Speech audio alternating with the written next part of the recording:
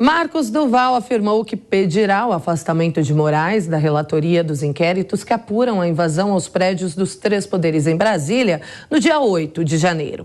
A solicitação será feita à Procuradoria-Geral da República. O senador alega que Moraes foi citado no depoimento que prestou na Polícia Federal sobre a reunião envolvendo Jair Bolsonaro e o ex-deputado Daniel Silveira na tentativa de gravar o ministro do Supremo admitindo fraude nas eleições presidenciais. Por essa razão, segundo Marcos Duval, o magistrado não pode ser o relator. Para falar sobre este caso, a gente conversa com o doutor em Direito Constitucional, Acácio Miranda da Silva Filho. Doutor Acácio, boa noite, seja bem-vindo.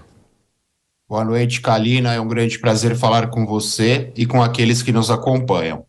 Bom, doutor Acácio, diante de tantas versões diferentes de Marcos Duval sobre o mesmo fato, qual a chance desse pedido de afastamento dele de Alexandre de Moraes dar certo? Eu acho pouco provável. Como vocês bem ressaltaram, as versões apresentadas pelo senador são conflitantes.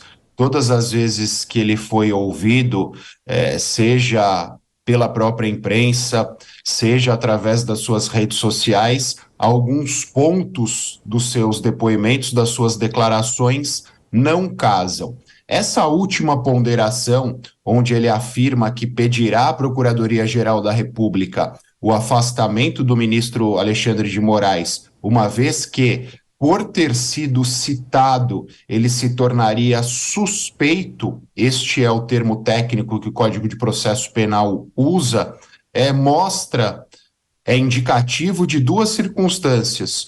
Ou o senador Marcos Duval, diante de todo o contexto e diante da proporção que essas circunstâncias tomaram, ficou preocupado com os possíveis desdobramentos, ou essa foi uma circunstância, uma hipótese pensada desde o primeiro momento para tentar, e aqui eu vou usar um termo popular que nós usamos eventualmente no direito, para tentar cavar a suspeição do ministro. Independentemente de qual tenha sido a estratégia, independentemente de qual tenha sido a escolha, repito, acho muito pouco provável que se tenha êxito nesta suspeição. Agora, doutor Acácio, eu gostaria de entender do senhor, porque Alexandre de Moraes, ele chegou a dizer Operação Tabajara, que foi essa tentativa de gravá-lo como numa armadilha. Enfim, essa tentativa de gravar um ministro do Supremo, o presidente do TSE, isso daí também não seria nenhum tipo de crime? É possível fazer esse tipo de coisa? Quando nós pensamos em termos de provas, as gravações hoje já são admitidas como tal, mas obviamente o conteúdo dessas gravações deve ser analisado em consonância com outras provas trazidas ao processo penal ou ao processo civil. Fato é que caso as ponderações e as declarações do senador não levem a nada, seja comprovado que, de fato, as informações trazidas por ele não tinham nexo nenhum, ele pode ser responsabilizado por um crime do artigo 342 do Código de Processo Penal, que é a denunciação caluniosa. Você falsamente atribui o cometimento de crime a alguém para que seja instaurada uma investigação em relação a esses fatos, em relação a essas pessoas. Bom, além de Alexandre de Moraes, outras pessoas envolvidas nessa declaração são Daniel Silveira e o ex-presidente Jair Bolsonaro. Há chances do ex-presidente Jair Bolsonaro ter que depor também?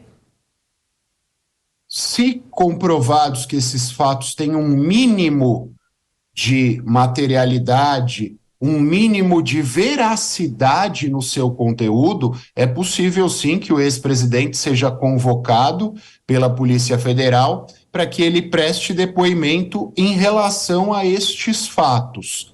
Como o presidente da República não está o ex-presidente da República, aliás, não está no Brasil neste momento, aí existiriam dois caminhos. Uma convocação para que ele viesse ao Brasil, ou, não sendo possível, o encaminhamento de um instrumento processual, de uma carta rogatória, para que ele fosse ouvido lá. Muito provavelmente será adotado o primeiro caminho, uma vez que, em termos de economia processual, de celeridade processual, é o mais razoável nesse contexto. Mas, repito, há necessidade que as ponderações, que as afirmações do senador estejam em consonância com outros meios de prova, com outras provas obtidas através da atuação da Polícia Federal e do Poder Judiciário. Então, quais são essas outras provas? Porque eu ia até questioná-lo. O próprio senador tem versões diferentes do mesmo fato. Qual versão a polícia vai confiar, acreditar? O que vai ajudar a embasar essa versão dele, doutor? Primeiro, serão ouvidas as pessoas citadas por ele de forma mais contundente, principalmente o ex-deputado Daniel Silveira. Em segundo lugar, já foram cumpridos mandados de busca e apreensão contra o Daniel Silveira e podem ser cumpridos outros mandados de busca e apreensão para que sejam colhidos documentos ou apreendidos celulares ou computadores para que estes sejam periciados e, a partir dessa perícia, sejam extraídas conversas, sejam extraídos e-mails, mensagens de WhatsApp ou até gravações.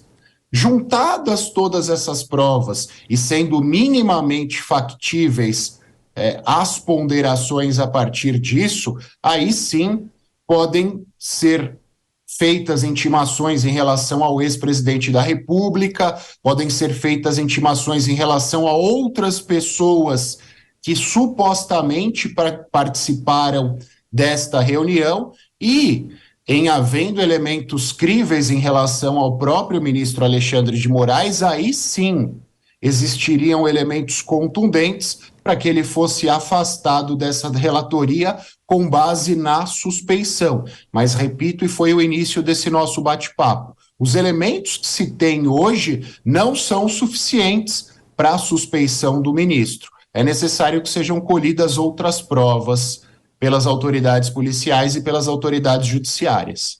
Bom, Daniel Silveira, né, o ex-deputado, ele já foi preso, né, um dia depois que acabou o mandato dele, ele foi preso. E então acredito eu que toda essa nova situação piora ainda mais a situação dele.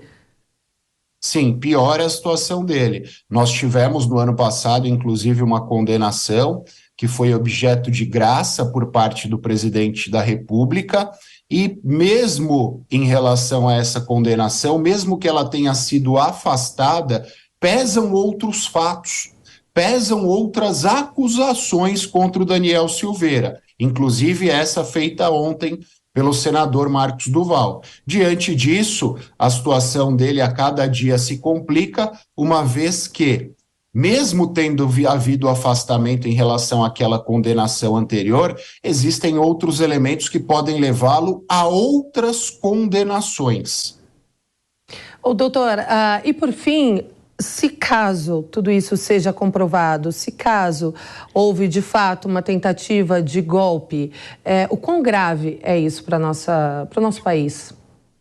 É grave para a nossa democracia, obviamente, uma vez que, diante das ponderações do ministro, fazendo uma conjectura a partir dessas ponderações, teriam participado disso um ex-presidente da República, que à época estava na cadeira, um senador e um ex-deputado federal, representantes, todos eles eleitos democraticamente através do voto popular. Isso, obviamente, traria uma ruptura ao nosso Estado democrático de direito, e mesmo que esse ato não fosse concretizado, mesmo que os objetivos destes atos não fossem alcançados, isso naturalmente arranharia a nossa democracia e traria mais insegurança para o momento político que nós vivemos. Por isso que, em sendo comprovados estes atos, em havendo elementos de autoria e materialidade, é necessário que se aplique o rigor da lei